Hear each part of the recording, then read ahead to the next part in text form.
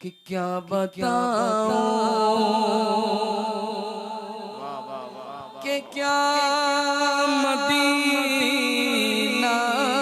है। गौसे आज़म बमनी बेसरो सामा मददे क़िबले दी मददे काबे ईमा मददे इंतज़ारे करमे तुस्त मने ऐनी राए खुदा जुओ खुदा बीनो खुदा दा मददे बगिरदा बे बला उफ्तादा कश्ती ज़ईफ़ानो शकिस्ता रात पुश्ती बहक के ख्वाजे उस्मान हारून मदद कुन मदद कुन मदद कुन या मोइनुद्दीन चिश्ती। मिंबर पर रौनक अफरोज़ खतीब अहले सुन्नत शम्स मिल्लत हज़रत अल्लामा मुफ्ती शमसुद्दीन साहब क़िबला मुद्दज़िल्लहुल आली ज़वील एहतिराम ज़वील एहतिशाम बासफ़ा उलमाए किराम शोराए इज़ाम और जिंदा दिल नकीब महफिल हाज़रीन मजलिस पर्दा नशीन माओ और बहनों, अस्सलामु अलैकुम व रहमतुल्लाहि व बरकातुहू। इंतहाई एहतिराम व अक़ीदत के साथ अपने और सारी कायनात के मरकज़ अक़ीदत अनीसे बेकसां चारा साज़े दर्दमंदा हम गरीबों के गमगुसार हम फ़कीरों की सरवत शहर यारे इरम ताजदारे हरम नौबहारे शफाअत शबे असरा के दूल्हा नौशे बज़्म जन्नत दानाए सुबुल मौलाए कुल ख़त्मुर रुसुल खुसरवे खूबा सय्याहे लामका वजहे कुन फ़का दुर्रिल्लाहिल मकनून सिर्रिल्लाहिल मखज़ून आलिमे मा काना व मा यकून आबो गिले अंबिया जानो दिले अस्फिया मतले हर सआदत मक़ते हर सियादत खुलासे कायनात फ़ख्र मौजूदात हुजूर मदे मुजतबा मुहम्मद मुस्तफ़ा अरवाह नाफिदा सल्लल्लाहु तआला अलैहि व आलिहि व सहबिही व बारक व सल्लमा की बारगाह बेकस पनाह में जिस तरीक़े से पढ़ाऊँ बुलंद आवाज़ से मेरे साथ मिलकर पढ़ें। अस्सलातु वस्सलामु अलैका या रसूल अल्लाह, अस्सलातु वस्सलामु अलैका या नबी अल्लाह, अस्सलातु वस्सलामु अलैका या हबीब अल्लाह व अला आलिका व अस्हाबिका या नूर अल्लाह सल्लल्लाहु तआला अलैहि वसल्लम। ऊपर रखते नीचे राह पुरखार है क्या होना है, राह पुरखार है क्या होना है, पाँव अफगार है क्या होना है, तेरे बीमार को मेरे ईसा गश लगातार है क्या होना है, दूर जाना है रहा दिन थोड़ा कूच तैयार है क्या होना है, दिल हमें तुमसे लगाना ही न था अब सफर बार है क्या होना है, औरों से छुप के किए जिसके गुनाह वो खबरदार है क्या होना है, और क्यों रजा कुड़ते हो हंसते उठो, क्यों रजा कुड़ते हो हंसते उठो, जब वो गफ्फार है क्या होना है, जब वो गफ्फार है क्या होना है। आज की ये खूबसूरत सी महफिल जिसमें मुझसे पेशतर आपने मुफ्ती साहब क़िबला का खिताब समात कर लिया है और मेरे बाद भी आपको एक खिताब समात करना है। थोड़ी देर चूँकि वक्त ज़्यादा हुआ है, बहुत मुख्तसर से वक्त में कुछ मारूज़ात पेश करने की सआदत हासिल की जाएगी। जिस आया करीमा की तिलावत की गई है अल्लाह तबारक व ताला उसके मुतालिक मुझे हक कहने और आप सबको हक सुनकर उस पर अमल करने और उसे आम करने की तौफीक अता फरमाए। इस दुनिया के अंदर हम लोग शब रोज़ गुजार रहे हैं, अल्लाह रब्बुल इज्जत ने सबको नेमतें अता कर रखी है। अल्लाह पाक ने कोई ऐसा बंदा नहीं जिसको महरूम किया हो, सबके पास नेमत मौजूद है।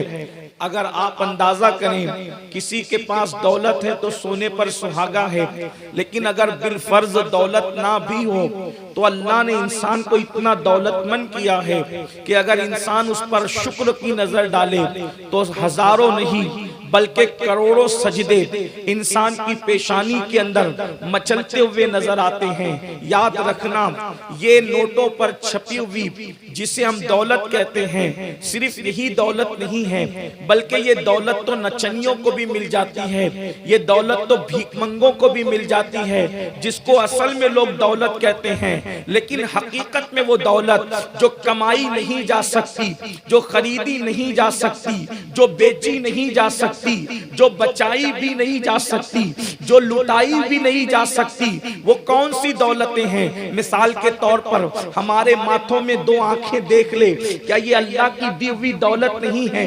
इंसान कितना मालदार है, इंसान कितना दौलत वाला है। अल्लाह अकबर। मुझे बताओ, जो ये शिकायत करते हैं मौलाना अल्लाह ने हमें क्या दिया, मैं पूछता हूँ, इन दो आंखों की कीमत अगर लगाना चाहो, बताओ इसकी कीमत क्या है? क्या करोड़ों रुपये देकर भी किसी को ये दो आंखें बेचोगे? क्या ये दो आंखें किसी को दोगे?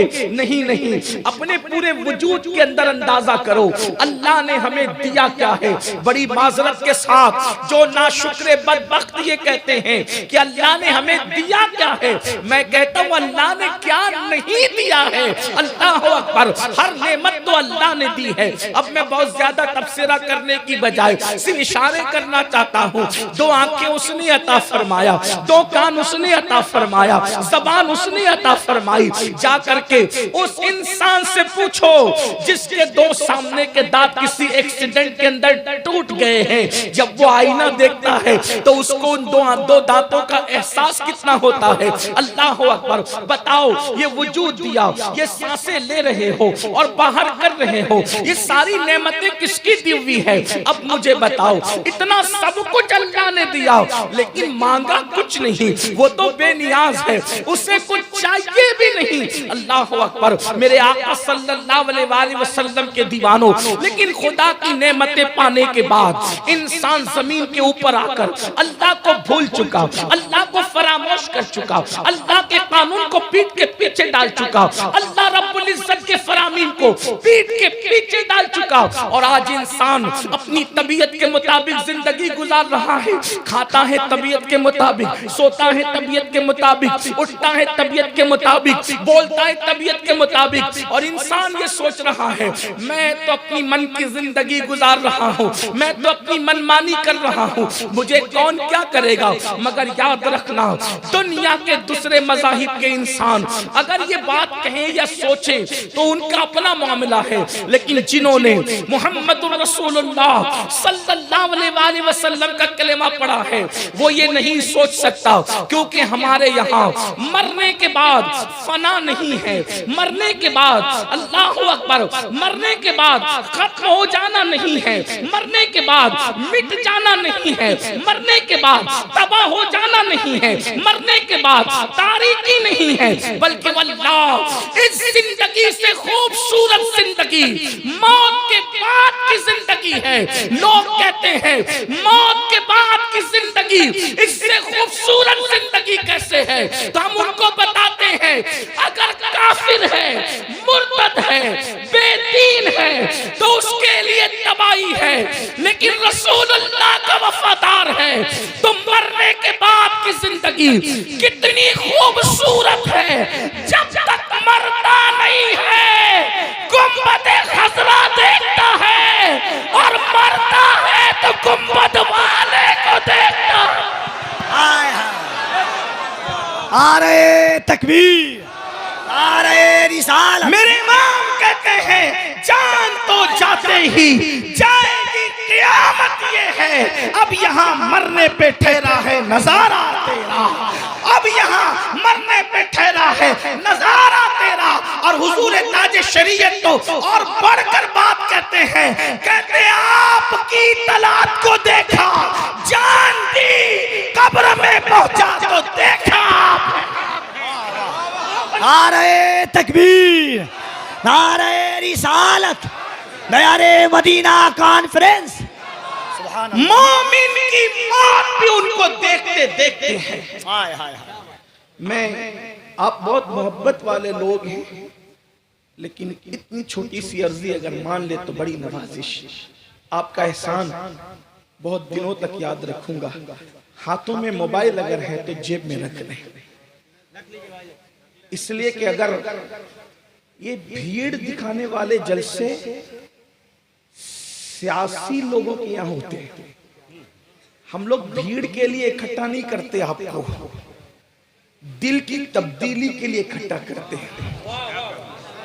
अगर बहुत ज्यादा लोग भी ना आए और दिल बदलने वाले लोग हों तो वो जलसा कामयाब है, इसलिए कि यहाँ सर नहीं बल्कि दिल देखे जाते हैं।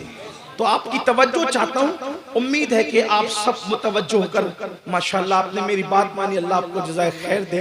वैसे यहाँ पर मेरी कोई हैसियत ही नहीं है, बेहतरीन शोरा यहाँ पर माशाल्लाह मौजूद हैं, बेहतरीन नकीब मौजूद है, बेहतरीन खुतबा मौजूद है। मैं तो सिर्फ कोई दिल का दर्द आपके दिलों के दरवाजे पर रखने के लिए आया हूँ, कोई खिताबत करने नहीं बल्कि दिल का दर्द लेकर, दुखड़ा लेकर आया हूँ, एक दिल जले इंसान की हैसियत से, ताकि आपकी खिदमत में पेश करूँ। अल्लाह करे किसी के दिल में बात उतरे, मेरे लिए भी निजात और आपके लिए भी निजात। थोड़ी देर सुने, मैं बहुत देर तक आपके दरमियान नहीं रहूँगा, वक्त ज्यादा हुआ, इसका ख्याल मुझे है, मेरे बाद के जो खतीब है उनका भी ख्याल मुझे है, इसलिए मैं थोड़ी तवज्जो चाहता हूँ। तो मौत के बाद की जिंदगी बड़ी खूबसूरत है, बल्कि मरने वाला मोमिन अगर है, आका का वफादार है, तो मरता है तो हुजूर अलैहिस्सलाम को देखते हुए मरता है, और कब्र में जाता है तो भी हुजूर अलैहिस्सलाम को की जियारत उसको नसीब होती है, और मैदान महशर में भी जब उठ करके जाएगा तो गोया कि हुजूर की जियारत के लिए जाएगा। अब मुझे बताएं, मरना उनकी जियारत के लिए, कब्र में उनकी जियारत के लिए, महशर उनकी जियारत के लिए, तो ये कितना सस्ता सौदा है, कितने नफे का सौदा है कि मरो तो उनकी जियारत करो, कब्र में जाओ तो उनकी जियारत करो, मैदान महशर में उनकी जियारत करो। ये मोमिन की शान है। मगर याद रखना, बात इतनी है कि मोमिन कहलाना आसान है और मोमिन बन जाना मुश्किल है। थोड़ी देर में अभी बात हम आगे करेंगे, लेकिन ये बात अर्ज कर रहा हूँ, इंसान अपनी तबीयत के मुताबिक आज जिंदगी गुजार तो रहा है, अपनी मन की सोता अपनी मर्जी से है, उठता अपनी मर्जी से है, उसको ख्याल ही नहीं कि अल्लाह की दी हुई नेमत का मैं मिसयूज कर रहा हूँ, गलत इस्तेमाल कर रहा हूँ। वो सोचते मुझे कौन क्या कर लेगा। रही बात मौलवी हजरात की, तो फिर उसके दिमाग के अंदर ये है, जो मेरे चंदे पर तनख्वाह पाते हैं वो मुझे क्या कर लेंगे। बल्कि माअज़ल्लाह कुछ तो इतने बेबाक हैं, उलमा के बारे में कहते हैं ये दो कौड़ी के मौलवी है। माअज़ल्लाह याद रखना, मेरे इमाम ने फतावा रज़विया शरीफ में लिखा, आलिम की तौहीन इंसान को कुफ्र तक ले जाती है। कभी उलमा के खिलाफ बकवास न करना, अपनी दौलत के नशे के अंदर कभी उलमा के खिलाफ जबान न खोलना। याद रखना, जो अल्लाह दौलत देने पर कुदरत रखता है वो अल्लाह दौलत छीनने पर भी कुदरत रखता है। उसने बड़े बड़े करोड़पतियों को भीख मांगने पे मजबूर कर दिया है। याद रखना, जवानी अल्लाह ने दी है तो अल्लाह के गजब को चैलेंज नहीं करना। दौलत अल्लाह ने दी है, उसके गजब को चैलेंज नहीं करना। अल्लाह ने जिंदगी दी है, उसके गजब को चैलेंज नहीं करना। अगर अपनी तबीयत से जिंदगी गुजार रहे हो, अल्लाह का कुरान पुकार पुकार कर कह रहा है और हम सबको लगाम दे रहा है। कुरान कहता है, आवारगी फिक्र के साथ जीने वाले, आवारगी तबाह के साथ जीने वाले, अपनी तबीयत के मुताबिक जिंदगी गुजारने वाले, सुन ले, जब तक तुझे ढील दी जा रही है तुझे मौका गनीमत है, लेकिन जब अल्लाह की पकड़ होगी तो कुरान कहता है, इन्ना बत्श रब्बिका लशदीद, तेरे रब की पकड़ बड़ी सख्त है। अल्लाह जब किसी पर गिरफ्त मजबूत करता है और कुदरत जब किसी पर गिरफ्त मजबूत करती करती है और कुदरत किसी को अपने शिकंजे में जकड़ लेती है तो फिर उसको तौबा का भी मौका नहीं दिया जाता, उसको तौबा की भी मोहलत नहीं दी जाती। रात की तारीकियों में गुनाह करने वालों, दिन के उजाले में आवारगी करने वालों, हराम लुक्मे को अपने पेट में डाल करके हराम लुक्मे की शक्ल में जहन्नम की आग अपने पेट में भरने वालों, क्या नहीं सच, क्या ये नहीं सोचते अल्लाह देख रहा है। हैरत तो इस बात पर है, अब्बा देखे हम सिगरेट भी नहीं पीते और अल्लाह देखे तो इंसान ज़िना तक करे, इंसान चोरी तक करे, इंसान औरतों पर पाप की नजर तक डाले। आइए थोड़ी देर एक हदीस मुबारक सुने और उसके बाद तसव्वुर करें अल्लाह की पकड़ क्या है। अल्लाह अकबर। बड़ी सादगी से कहते हैं मौलाना हमें तो नमाज के लिए टाइम नहीं, इबादत के लिए टाइम नहीं। अल्लाह की पकड़, अल्लाह की पकड़ से डरो। कहाँ है फिरौन की कब्र, कहाँ है नमरूद की कब्र, कहाँ है यजीद की कब्र, कहाँ है वो बड़े बड़े मालदार मगरूरों की कब्रें। अल्लाह ने कब्रों का निशान भी मिटा दिया। क्या समझते हो दौलत के नशे में अल्लाह को भूलोगे, जवानी के नशे में अल्लाह को भूलोगे। अल्लाह अकबर। मेरे आका सल्लल्लाहु अलैहि वसल्लम के दीवानों, आज ये तुम्हारे और मेरे सच्चे नबी सादिक व मज़दूक, इसलिए कि अब कोई खतीब की गुफ्तगू नहीं, वो सैयदुल आलमीन का फरमान, मेरे आका का फरमान फकी अबुल लैस समरकंदी अपनी किताब कुर्रतुल उयून के अंदर लिख रहे हैं और मैं उसको नक़्ल कर रहा हूँ। अपनी बहनों की भी तवज्जो, मेरी माएँ और बहनें भी यहाँ हजारों की तादाद में मौजूद हैं, उनकी भी तवज्जो चाहता हूँ। मेरी बहनें किचन रूम के अंदर भरपूर टाइम देती है, मेरी बहनें कपड़े धुलने में दिलचस्पी रखती है, खाना पकाने में दिलचस्पी रखती है, लेकिन अपनी बहनों से कहता हूँ सबकी खिदमत करने वाली मेरी बहन, तुझे रब की बारगाह के लिए टाइम क्यों नहीं है, तुझे अल्लाह के लिए टाइम क्यों नहीं है। मैं मियाँ बीवी में झगड़ा लगाने नहीं आया, लेकिन इतना जरूर कहूंगा शौहर की खूब खिदमत करना। लेकिन मेरी बहन, दुनिया में कोई अपना नहीं है, ये शौहर जो है ये लाइफ ऑफ पार्टनर है, यानी कि शरीके हयात है, शरीके ममात नहीं है। कितना ही वफादार शौहर होगा मेरी बहन, याद रखना कितना ही वफादार शौहर होगा, जिस दिन तू मर जाएगी कंधा भी देकर रो रहा होगा और दिल में सोच रहा होगा इसके बाद कौन, इसके बाद कौन। अल्लाह अकबर। याद रखना शौहर अल्लाह अकबर कब्र तक जाएगा, कब्र के अंदर नहीं जाएगा भाई, कब्र तक जाएगा, कब्र के अंदर नहीं जाएगा। अल्लाह अकबर। बेटे कब्र तक जाएंगे, कब्र के अंदर नहीं जाएंगे। कब्र के अंदर जो जाने वाली चीज है वो सिर्फ तुम्हारा अमल है, अमल, वो अमल जिसके बारे में रसूलुल्लाह ने अपनी अहले बैत से कहा था, ए नबी की अहले बैत अमल करना, अमल। इसलिए कि जिसको अमल ने पीछे कर दिया उसको नसब कभी आगे नहीं कर सकता। फरमाया ए बनु हाशिम, ऐसा ना हो कि क़यामत के दिन लोग अमल लेकर आए और तुम सिर्फ नसब लेकर आओ। आका ने अपने घर वालों को कहा था अमल करना, अमल। अल्लाह अकबर। और फिर नबी के घर वालों ने हुजूर के फरमान का कितना ख्याल किया कि खानदान नबूवत में जैसे अमल वाले हुए वैसे अमल का तसव्वुर और खानदान के लोग ख्वाब में भी नहीं देख सकते। हर खानदान का मेहराब में कुरान पढ़ता है, नबी का खानदान नेज़े में कुरान।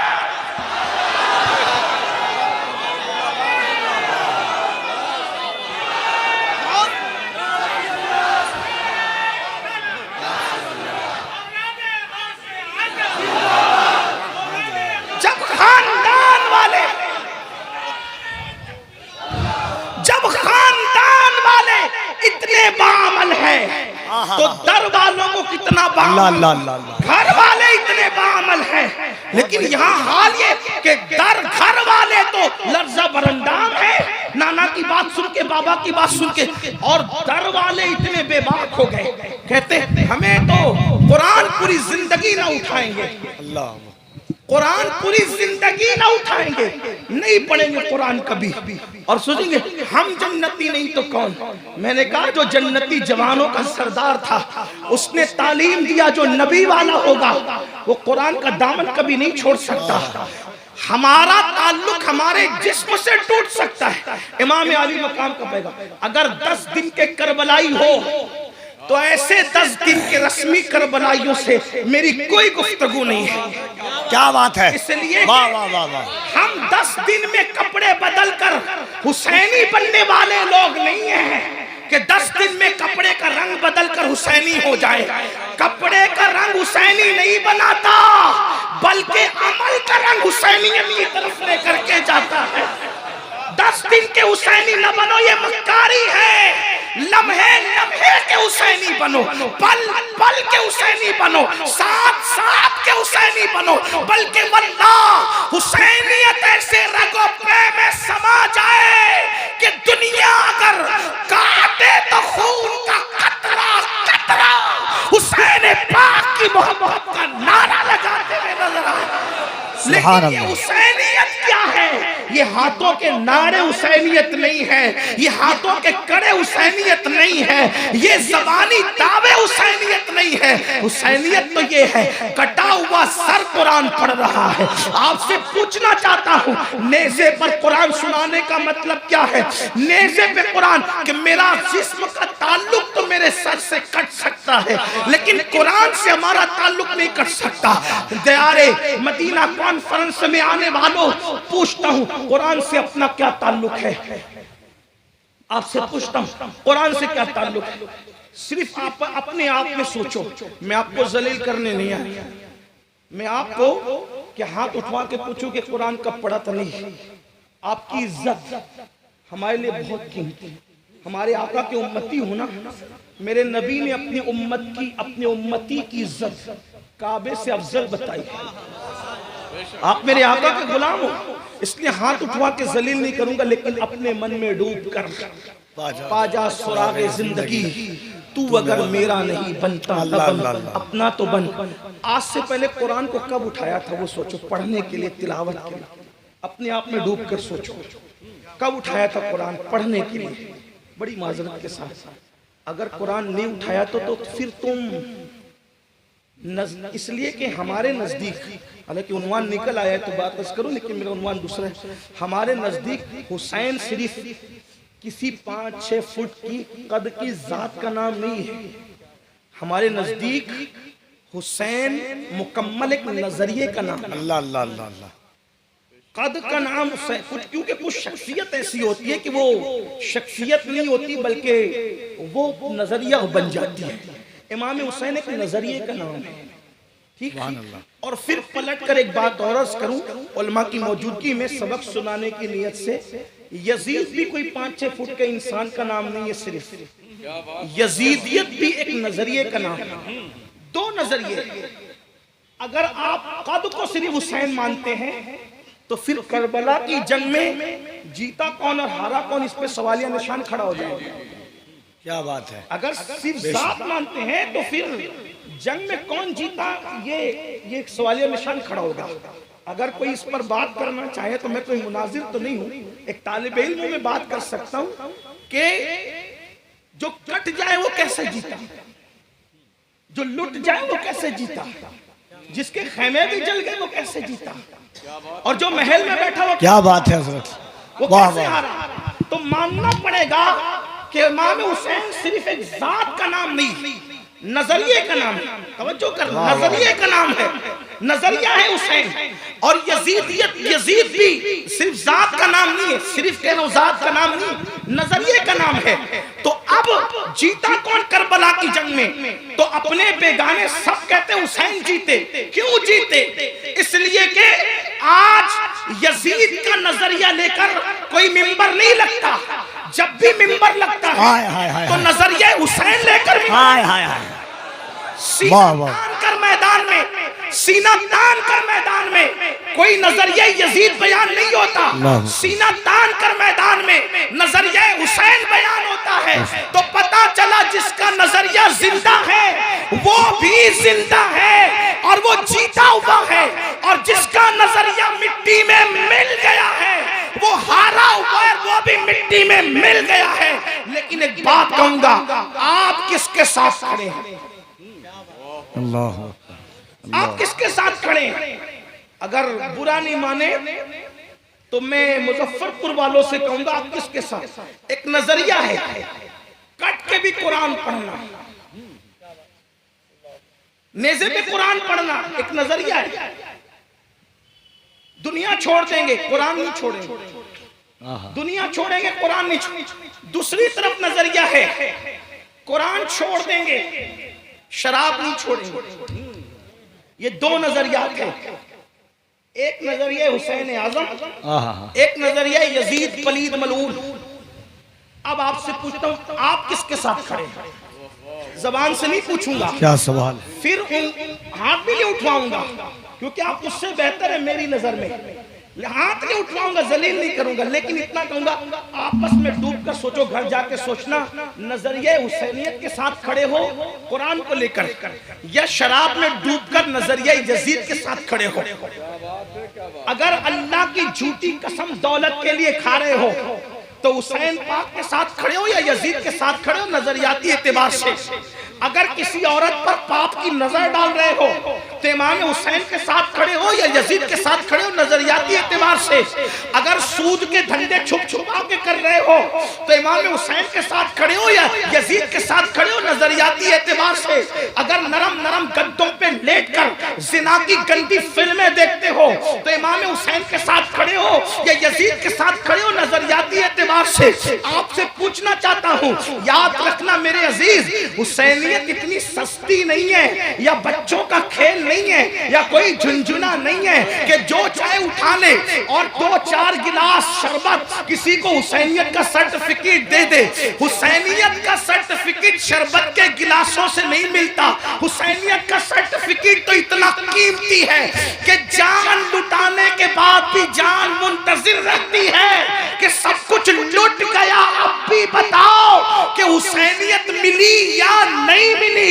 इसीलिए तो कहता हूं, अल्लाह अकबर, लोगों ने 14 सदियों में खुदा होने का भी दावा किया, नबी होने का भी दावा किया, महदी होने का भी दावा किया, मुजद्दिद होने का भी दावा किया, मुफ्ती और मुनासिर होने का भी दावा किया, लेकिन 14 सदियों में मुझे कोई ऐसा नहीं मिलता जो हुसैन होने का दावा करे। इसलिए कि हुसैन बनना आसान नहीं है। हुसैन बनने के लिए शबीए मुस्तफा को लुटाना पड़ेगा। हुसैन बनने के लिए 6 महीने के मासूम को तड़पाना पड़ेगा। हुसैन बनने के लिए मदीने जैसे शहर को छोड़ना पड़ेगा। हुसैन बनने के लिए खैमे भी जलवाने पड़ेंगे। हुसैन बनने के लिए 7 साल की शहजादी के चेहरे पे तमाचे भी खिलवाने पड़ेंगे। हुसैन बनने के लिए लाश पे घोड़े भी दौड़ाने पड़ेंगे। अल्लाह अकबर। लोग झूठे नबी तो बने, लोगों ने झूठे खुदा होने का दावा तो किया, लेकिन आज भी लोगों ने झूठा दावा हुसैन होने का भी नहीं किया, क्योंकि लोग पूछेंगे अगर तू हुसैन है, लाली अकबर कहाँ है? अल्लाह अकबर, अल्लाह अकबर। लाली असगर कहाँ है? ला सकीना कहाँ है? ला हसन जैसा भाई कहाँ है? और ला फातिमा जैसी अम्मी कहाँ है? नारे तकबीर, नारे रिसालत, अज़मत अहले बैत, जिक्र इमाम हुसैन, जिक्र मौला हुसैन, जिक्र मौला हुसैन। या हुसैन, या हुसैन, या हुसैन, आमदे औलादे हुसैन। और याद रखना, जब हुसैन की अम्मी जैसी अम्मी नहीं आ सकती, इसलिए कि फातिमा की पैदाइश के लिए, अब तवज्जो फरमाएं, उन्वान वो नहीं है लेकिन बात कर, सैयदा की मखदूमा की पैदाइश के लिए बाबा होना चाहिए मोहम्मदुर रसूलुल्लाह। हाँ, अब जब वैसा बाबा नहीं हो सकता तो वैसी शहजादी नहीं हो सकती। और जब वैसी शहजादी नहीं हो सकती तो उसके शहजादे जैसा फिर कोई शहजादा नहीं हो सकता। दरअसल ये बात है, इसलिए आज तक लोगों ने हुसैन होने का झूठा दावा, क्योंकि हुसैन होना बड़ा मुश्किल है।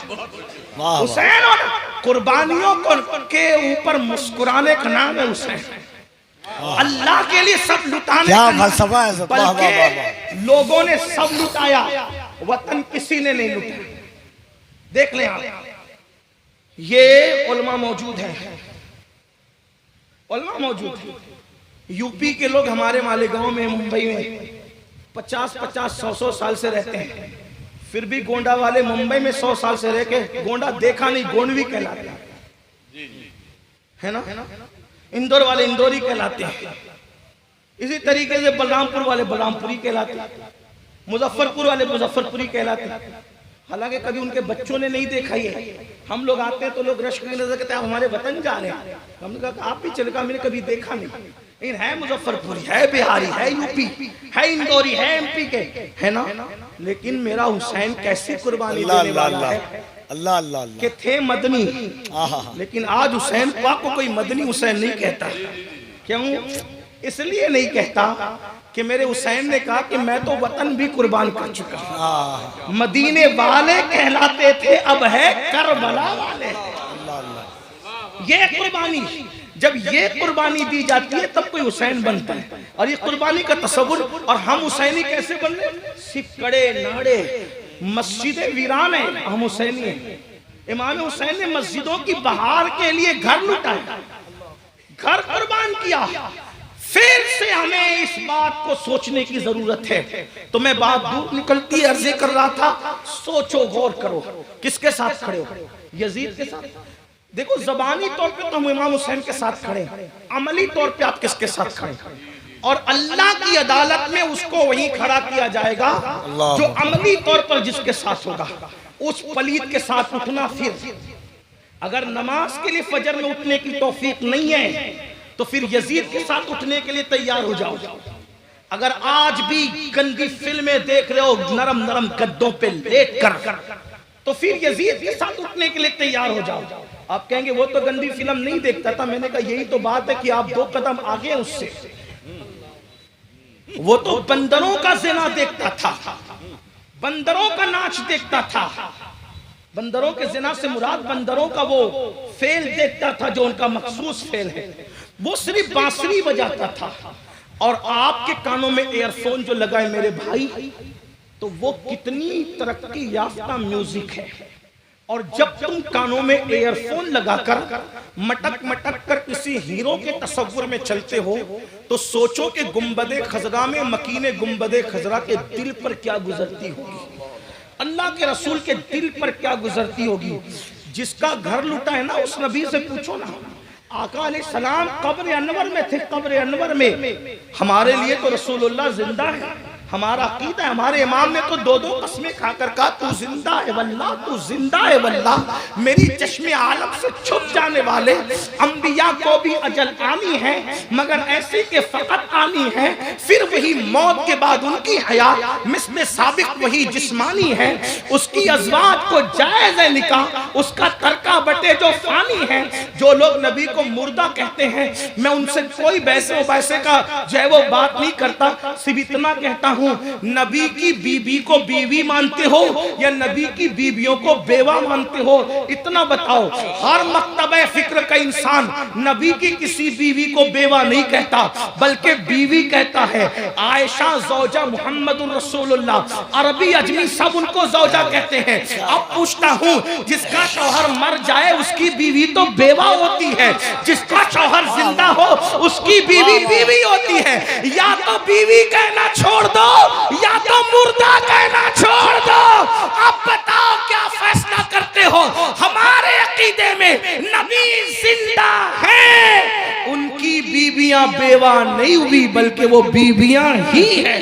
उसका सबूत मौलाना मर जाएं, कितने ही बड़े मौलाना हो, इद्दत गुजारने के बाद उनकी बेवा निकाह करना चाहे तो कर सकती है। कोई मदरसा नहीं रोक सकता, कोई बेटा नहीं रोक सकता, कोई भाई नहीं रोक सकता, निकाह कर सकती। बोलो कर सकते नहीं?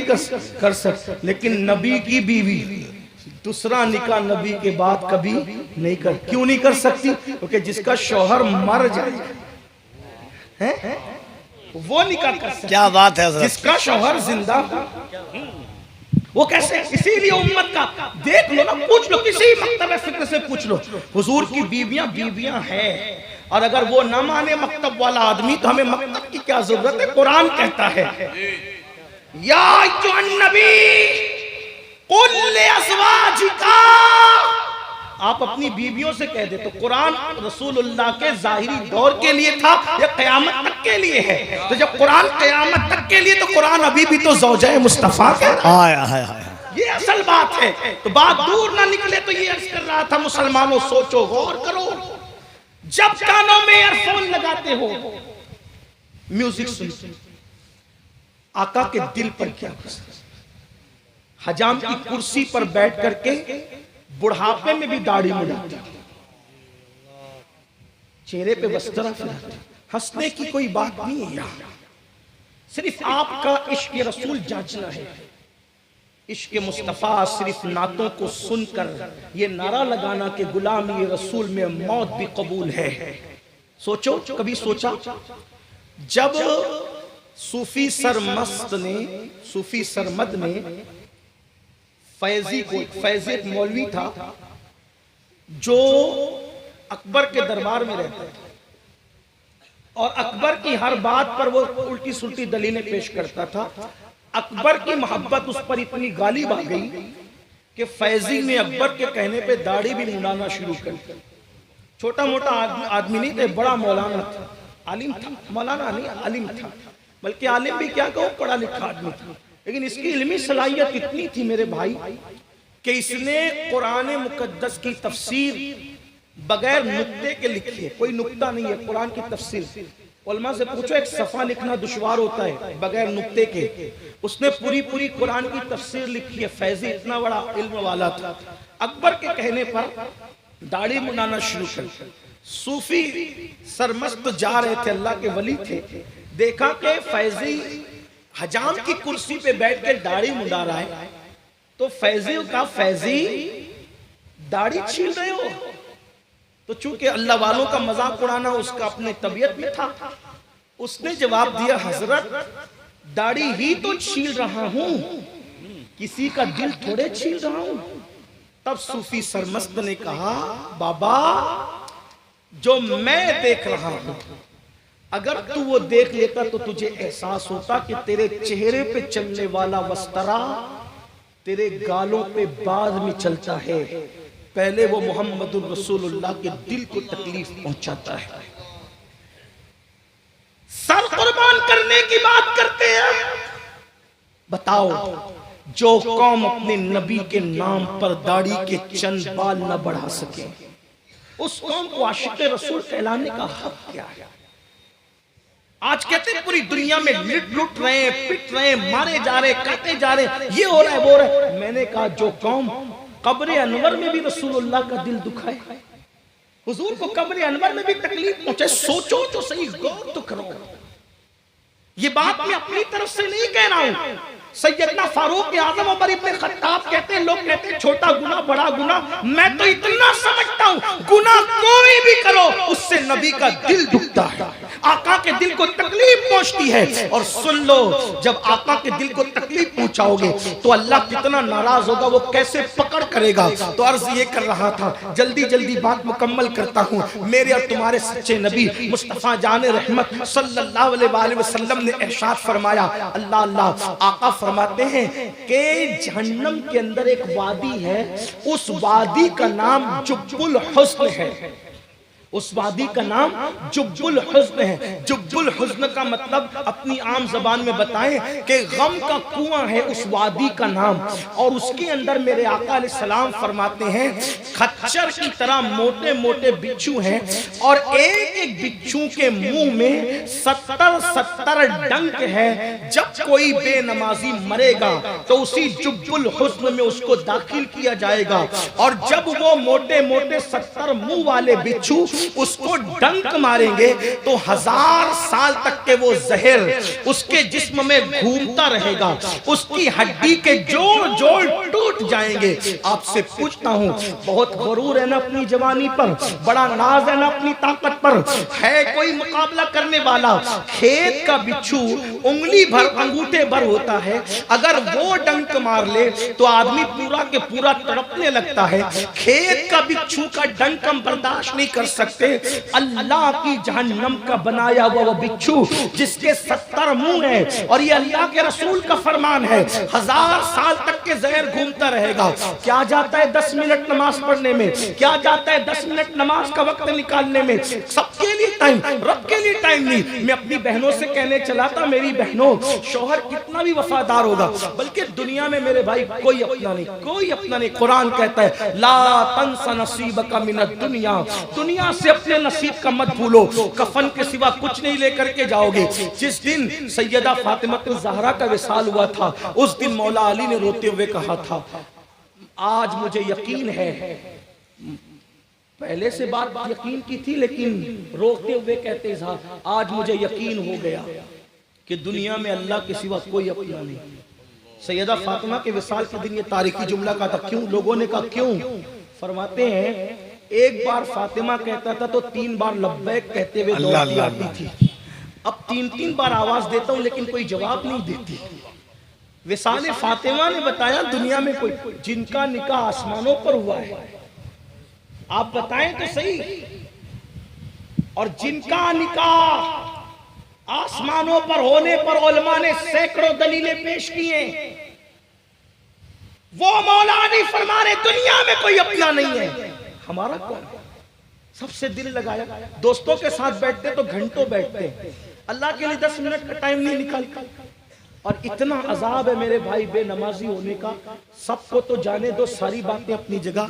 अल्लाह के रसूल अलैहिस्सलाम बेनमाजियों से इतने नाराज, इतने नाराज, इतने नाराज है कि आका ने सहाबा से कहा बेनमाजी मिले तो उसके साथ बैठो भी मत। जैसे हम अपने बच्चों को बिगड़े हुए बच्चों से रोकते ना कि उनके साथ ना बैठा करो, आका फरमाते हैं हजरत अबू हुरैरा से मुखातब होकर, अबू हुरैरा बेनमाजी के साथ न बैठा कर, क्योंकि बेनमाजी जहां होता है आसमान से उस पर लानत बरसती है। लानत, जिस कौम पे लानत बरसे वहां बरकत कैसे होगी? बड़ी माजरत के साथ बुरा मत मानना, मेरी बात का मफहूम मुखालिफ मुराद मत लेना। लानत कौन बरसा रहा है? बोले अल्लाह। कौन बरसा रहा है? बुरा तो नहीं लग रहा ना आपको मेरी बात का, लेकिन लानत कौन बरसा रहा है? जवाब दे, कौन बरसा रहा है? अल्लाह। कौन बरसा रहा है? जहां लानत होगी वहां रहमत होगी। अब लानत बरसाने पर गई घर की बरकत, घर की बरकत गई।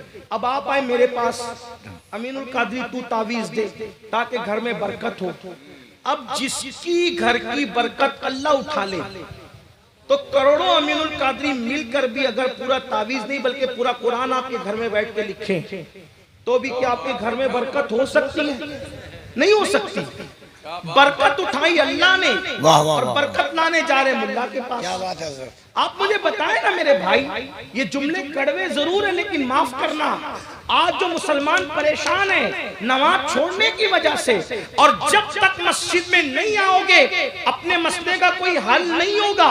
मसाइल का हल कल भी अल्लाह की बारगाह में था, आज भी अल्लाह की बारगाह में है, और क़यामत तक अल्लाह की बारगाह ही से मसाइल का हल है। जब तक मुसलमान नमाज का पाबंद रहा, यही हिंदुस्तान है। हिंदुस्तान 1000 साल तक इस हिंदुस्तान के तख्त पर हमारे कदम थे।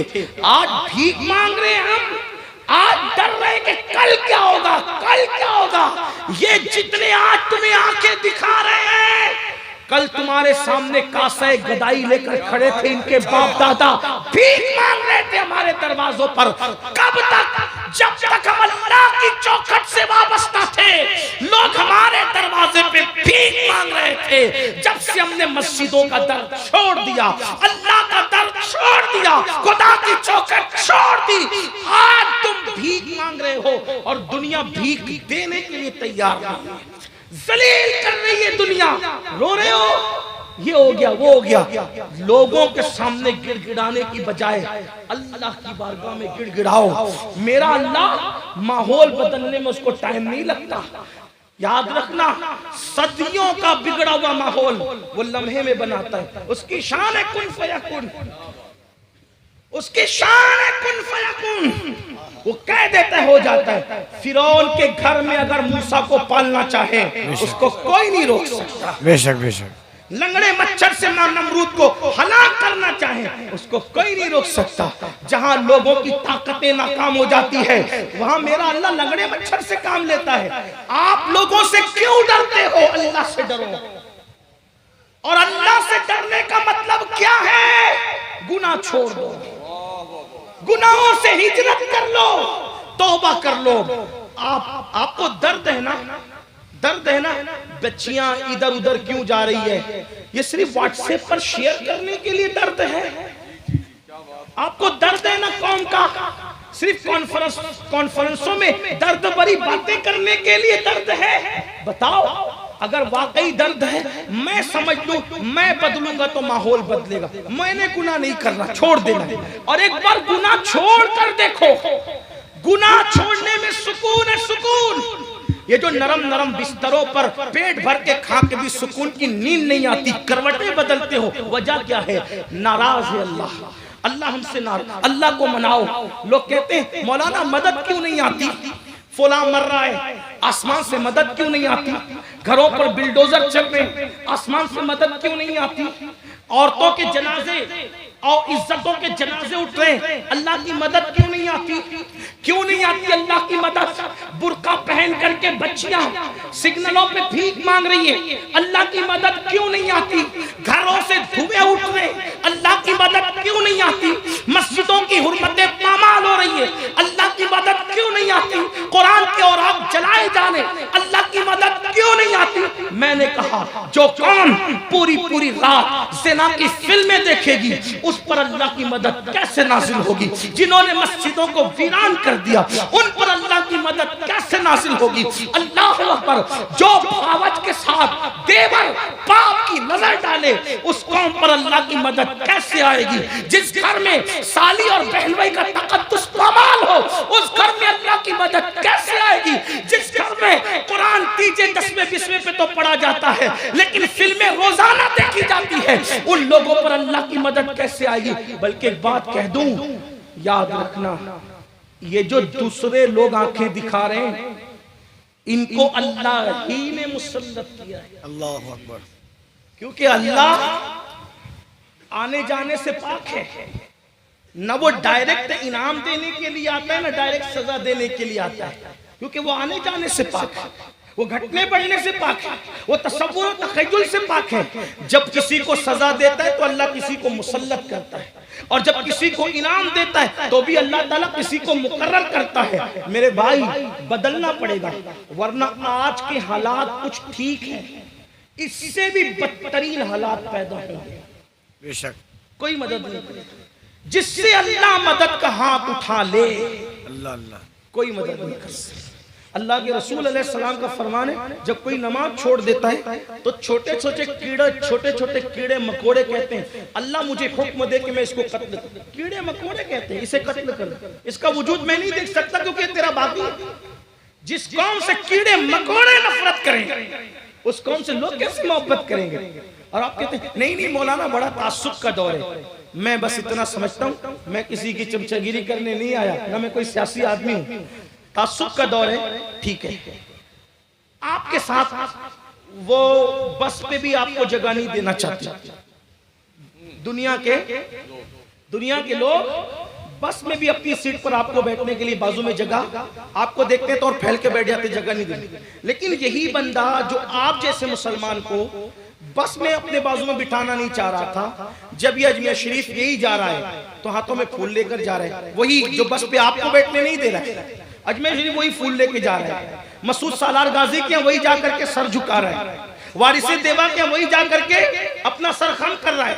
मखदूम के चौचा के वहां वो जा करके हाथ जोड़ रहा है। अब ये अंदाज कितने जायज है नाजायज है ये मुफ्ती साहिबान लोग फैसला करेंगे, लेकिन एक बात मैं कह रहा हूं, क्या आपको जो अपने बाजू में बैठने के लिए बस में जगह नहीं दे रहा था, वो मेरे मखदूम के हाथ क्यों जोड़ रहा है? वो गरीब नवाज की चौखट पे फूल क्यों लेके जा रहा है? तासुब के इस दौर में खाजा दाता बता रहे हैं, ओ नबी का दिल दुखाने वाले, तुम मेरे जैसा मुसलमान बन जा। आज भी ये तासुबी तुझे फूल पेश करने पर मजबूर हो जाएंगे। बात तासुब की नहीं है, मुझ जैसा सच्चा मुसलमान बन, ये भी तेरी गुलामी करते नजर आएंगे। तू इसमी और रस्मी मुसलमान तो बना, लेकिन तू मोइनुद्दीन जैसा मुसलमान। वाह वाह वाह, ये बात है। लेकिन बात हमारे जलसों में हम सुनते हैं, फिर कहते हैं कल, फिर कहते हैं कल। कौन से वो गुनाह है जो हमारे समाज में नहीं? एक गुनाह पढ़कर बात एंड की तरफ ले जाता है। इस वक्त हमारे समाज में जो गुनाह बहुत तेजी से बढ़ रहा है वो है लड़के और लड़कियों के आपसी नाजायज ताल्लुकात, और इसको फैशन का नाम दिया जाए। मैं समझता हूं 80% लड़के और लड़कियां किसी मजहब के हो, किसी मसलक के हो, अगर आप उनकी जिंदगी में देखेंगे तो यही, और इसको ये फैशन का नाम देते हैं। जिस 20% लड़के और लड़कियां महफूज हैं वो उनको ताना देते हैं, और लड़कों को कहते हैं तुम लोग मर्द नहीं हो। स्कूल और कॉलेज में हम लोग भी ये ताना सुन चुके हैं। हालांकि वो दौर तो आज से तकरीबन 15, 17, 20 साल पहले का दौर था। अभी तो और बिगाड़ पैदा हो गया। इसलिए ज्यादा इल्म है मुझे, क्योंकि मैं खुद जो है एक इंग्लिश स्कूल और एक जूनियर कॉलेज का चेयरमैन। हालांकि हम अपना तारुफ इस एतबार से कभी नहीं कराते। हमारा तारुफ इतना है कि बहुत अच्छा तारुफ है अपना, बसित को सफा गश्त बेचारा जामी, गुलामे गुलामाने आले मोहम्मद। अपना तारुफ बस इतना ही है कि सगे सगाने बारगाहे रसूल है, और कुछ नहीं। लेकिन इतना है, सुन्नी दावत इस्लामी ने पूरे इंडिया में अब तक इंग्लिश स्कूल 15 से जायद कायम कर दिए। इश्क़े रसूल के माहौल में अंग्रेजी तालीम दी जा रही है हमारे यहाँ, लेकिन माहौल बहरहाल हमें पता है स्कूलों का, कॉलेजों का। तो वो 20% जो महफूज है उनको ताना दिया जाता है, तो मर्द ही नहीं हो। लड़कियां कहती हैं तू पुराने दौर के दकियानुसी ख्याल के, ये और वो है, वो है। ये गुनाह बढ़ता जाता है, और इसको फैशन है। हर फिल्म का सरनामा है इश्क, हर नाविल का उन्वान है इश्क। उन्हें पता ही नहीं इश्क कहते किसे। अगर कोई वाकई इश्क करे ना, मैं उसके साथ खड़ा हूं। तुम जो इश्क कर रहे हो ये नफसानियत है, ये दरिंदगी है, ये पाप है, ये किसी की आबरू पर हमला करने का बदतरीन बहाना है। अगर कोई पेशाब को शरबत कहकर पिए, वो शरबत नहीं हो सकता। नाम बदलने से अशिया की हकीकत नहीं बदलती। इश्क क्या है? चलो आओ, इश्क ही करना है, हम आपके साथ खड़े। हमारे मजहब में यहाँ तक है, साहिब बारे शरीयत हुजूर सदरुश शरिया रहमतुल्लाह अलैह मसला लिखते हैं हदीस की रोशनी में कि अगर किसी को किसी से इश्क हो जाए, वो पाक दामन रहे, दिल में छुपा के रखे, किसी से इजहार न करे, उसी हालत में मरेगा तो मकाम शहादत पाएगा। हमारे यहाँ इश्क करने पे मर जाए, हुजूर के इश्क की बात नहीं कर रहा हूँ अभी मैं, हुजूर अलैहिस्सलाम, वो तो बहुत बड़ी चीज है। क्या बात है। किसी को किसी से अपने जैसे इंसान से इश्क हो जाए, लेकिन पाक दामन रहे। इश्क में पाक दामन ही शर्त है। यहां तो पाक दामन ही है ही नहीं, बल्कि झूठे वादे। शादी के नाम पर एक लड़की का सब कुछ लूट लिया जाता है, और जैसे भौरा फूल का रस चूस कर दोबारा उस तरफ रुख नहीं करता, वैसे लड़के लड़कियों का सब कुछ लूट कर फिर दोबारा उस तरफ रुख नहीं करते, और फिर वो लड़की बेचारी जिंदगी भर किसी को मुंह दिखाने के काबिल नहीं रहते। आजकल शरीफ लड़कियों को अच्छे रिश्ते नहीं आ रहे, जो बदनाम हो चुकी समाज में उसको कब रिश्ता आएगा अच्छा? आजकल का चीटर और चोर भी किसी ऐसी लड़की को बीवी बनाने के लिए तैयार नहीं होता जो बदनाम हो चुकी हो। मैं अपनी कौम के लड़कों से पूछता हूं, अगर यही हालत तेरी बहन के साथ होती तो तेरे दिल पे क्या गुजरती? यही कैफियत अगर तेरी बेटी के साथ होती तो तेरे दिल पे क्या गुजरती? और याद रखना, अगर आज तूने किसी की बहन बेटी की आबरू का नीलाम करके और उसका सब कुछ, उसकी जवानी और शबाब चूस कर तू भाग गया है झूठे वादे करके।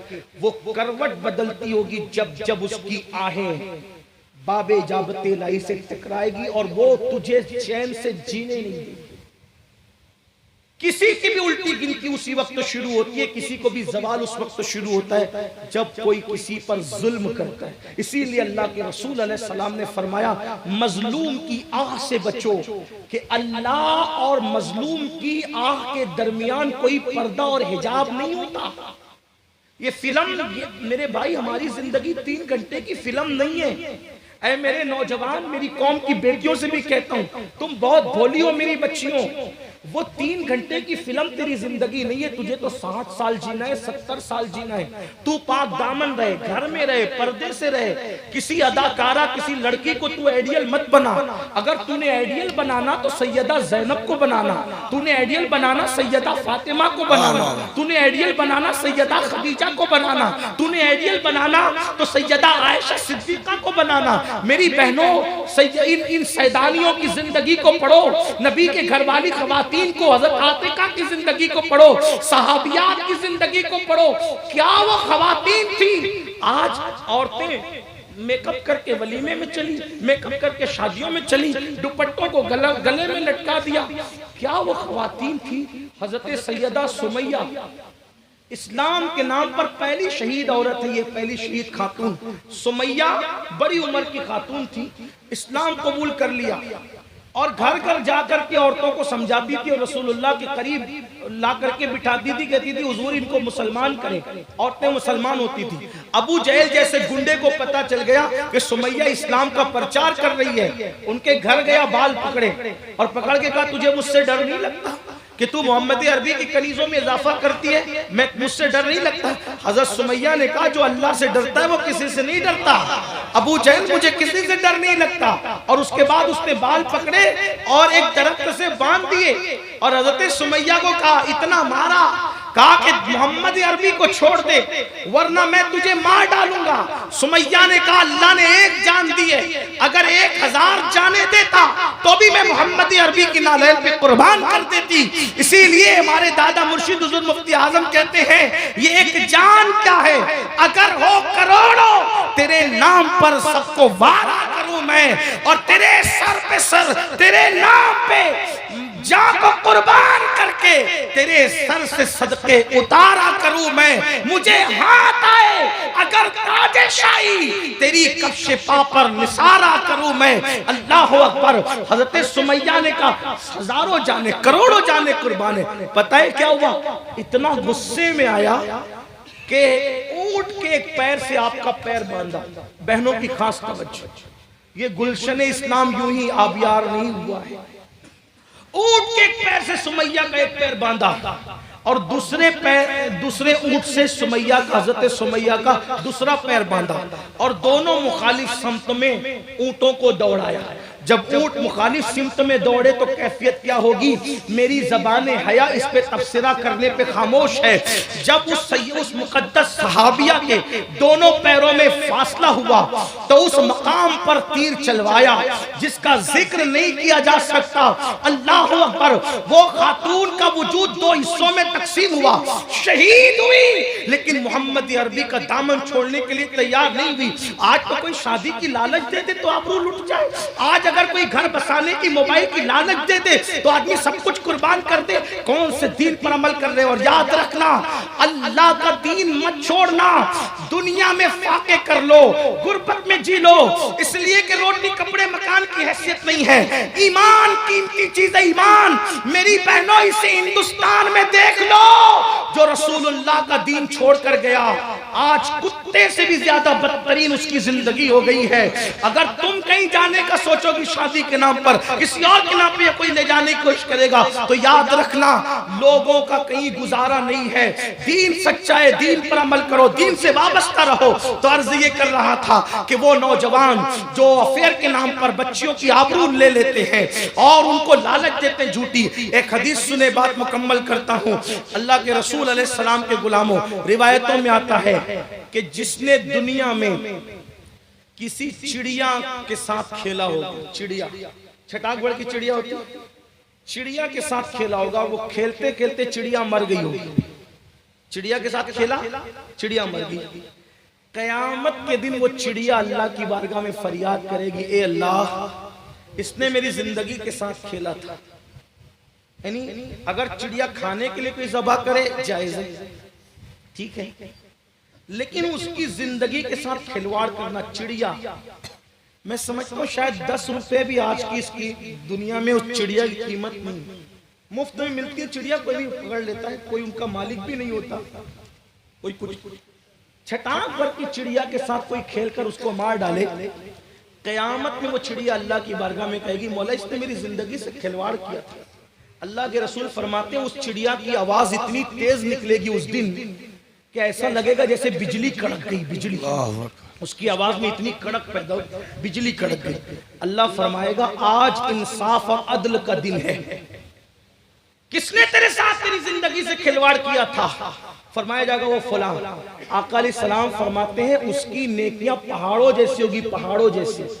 फिर भी अल्लाह फरमाएगा इसको मुंह के बल घसीटते हुए जहन्नम में ले जाओ।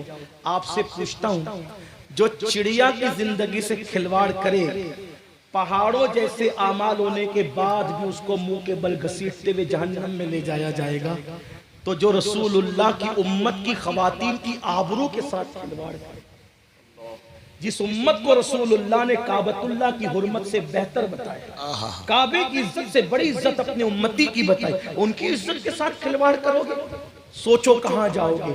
इसलिए याद रखना, अल्लाह पाक फरमाता है इन्ना बत्शा रब्बिका लशदीद, तेरे रब की पकड़ बड़ी सख्त है। अल्लाह इससे पहले के पकड़ करे, आज अपने गुनाहों से तौबा करो, जो कुछ कर सके हो, जो कुछ कर चुके हो उसको आज ही तौबा करो, आज ही बदलो। इंशाअल्लाह महफिल जब खत्म होगी हम सब मिलकर इज्तिमाई तौर पे दुआ करेंगे, मैं भी और आप सब, हम लोग रुकेंगे, दुआ करेंगे, गिड़गिड़ाएंगे अल्लाह की बारगाह में। और मेरा अल्लाह फरमाता है अगर हजारों साल का पापी भी मेरी बारगाह में तौबा कर ले तो मैं उसके गुनाहों को माफ कर देता हूँ। बल्कि मेरे आका फरमाते हैं गुनाह से तौबा करने वाला ऐसा है जैसे उसने गुनाह किया ही नहीं। इसलिए आज अल्लाह की बारगाह में सच्चे दिल से तौबा करो। और तौबा क्या है? एक मर्तबा जब गुनाह से निकलने का अहद कर लो तो दोबारा गुनाह की तरफ लौट कर न जाओ। गुनाह में सुकून नहीं, तौबा में और नेकियों में सुकून है। इंशाअल्लाह अगर आज तौबा कर लोगे तो जिंदगी बदल जाएगी, जिंदगी में इनकलाब आ जाएगा। अल्लाह आपकी नस्लों को भी उसकी बरकत अता फरमाएगा। उम्मीद करता हूं कि आप सब अल्लाह की बारगाह में सिद्क दिल से तौबा करें। क्या तौबा करने के लिए सब तैयार हैं? आइए दुआ करेंगे तब करेंगे, लेकिन हम सब मिलकर अभी तौबा करें, जिंदगी के हर हर गुनाह से तौबा करें। पढ़िए अस्तगफिरुल्लाह रब्बी मिन कुल्ली ज़म्बिन व अतूबु इलैहि। आपने तौबा कर लिया, एक बार तौबा की नियत से कलमा भी पढ़ लें, तजदीद ईमान की नियत से ला इलाहा इल्लल्लाह मुहम्मदुर रसूलुल्लाह।